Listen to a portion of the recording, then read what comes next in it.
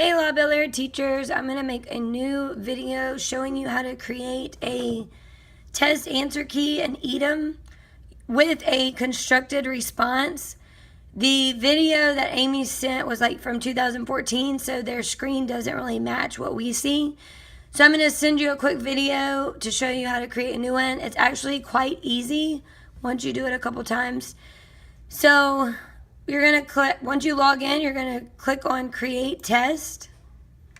You're going to select your standards over here. We're in Louisiana Student Standards, or you would choose GLEs.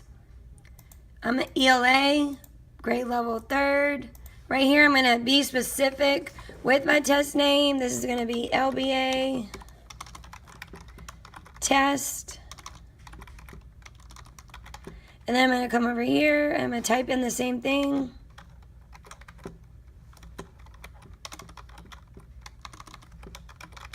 Okay, you're going to also print, you're going to click whether you want to do it online. If you're having the students take the test online, then you do it online and print, online only, or print. I always just select online and print, so it gives me all the options. Create test key right here at the bottom.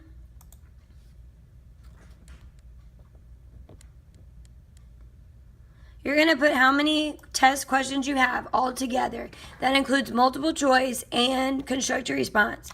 So for this demonstration, I'm just going to do 5.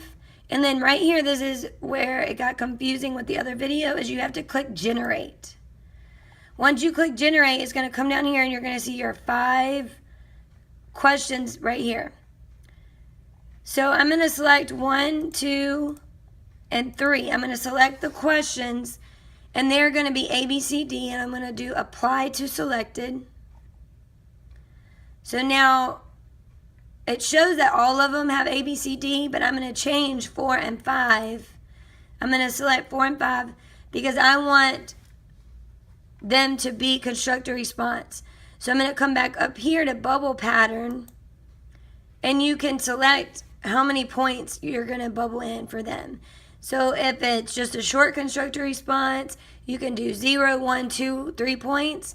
If it's one of your longer writings, you can select the 15 points.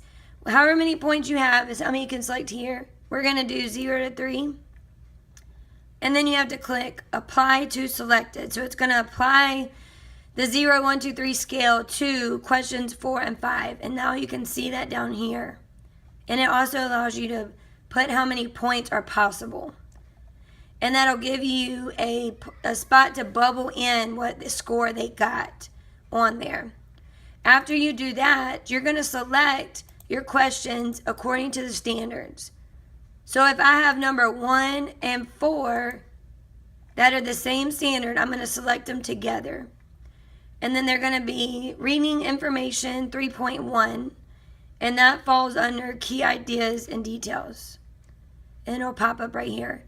Key ideas and details is also point 2, 3, 4, point 2, and 3. So I would select the standard that goes with that.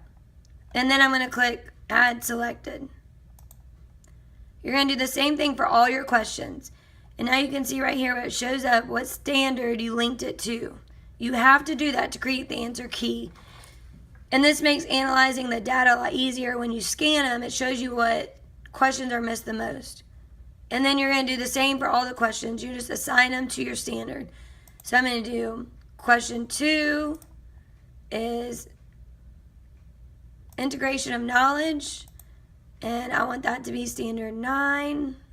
And reading information, I'm going to apply it to selected. And then I'm going to do question 3 is going to be comprehension.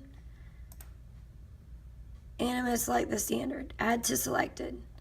Once you have done that, you're going to go through and you're going to check which answer choice would be right. So if it's a test you're getting from ReadWorks, you're going to go through and just select the answers that are correct. So it's going to grade it.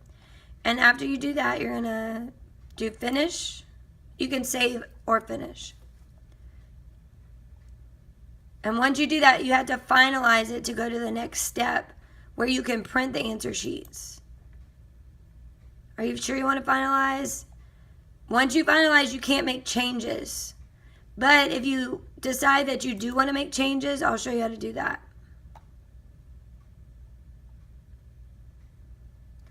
Then you're going to schedule your test. Right here, administration date, you can just put the month you're giving it in. And then your start date is the window you want to be able to print your answer sheets and scan them. So I just do it from the date I made the test. And then I do it like a month later. So if a student misses or whatever, I just have a large window of when I can scan the test and save. If you have other people at your grade level that you want to be able to view this and print, then right here, who can print or administer the test, change, and you type in their email here. So I want Miss Johnson to be able to view it. I'm going to type in her name, add user, and I want Calix to be able to view it. I'm going to add user. Once you're done there, you save. And then, see, my window's closed right now because I did the date as February 1st. So I won't be able to print these scan sheets till tomorrow. But I can also change, I can schedule it again and change the scheduled date. The internet is going out. After that, to print them, you just go to, right here, it would say print materials once your window's open. And then you print your materials. Now, if you decide, oh man, I really want to add another question to that, you can't really make changes to the one you just did, but you can copy it. And it'll copy everything you just did. So you can just go back and do it. And it still has the same ones, but now I want to add a question. So I'm just going to do, I'm going to do 6 questions instead of 5. And then I'm going to press generate. And then I'm going to add my standard to this one.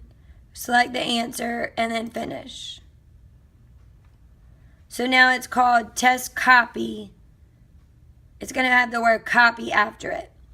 And then you can finalize it and go about that way. So if you forget to add something or you're like, oh, I made a mistake and you've already finalized it, if you just come up here to copy, it'll copy the same test and you can change it that way.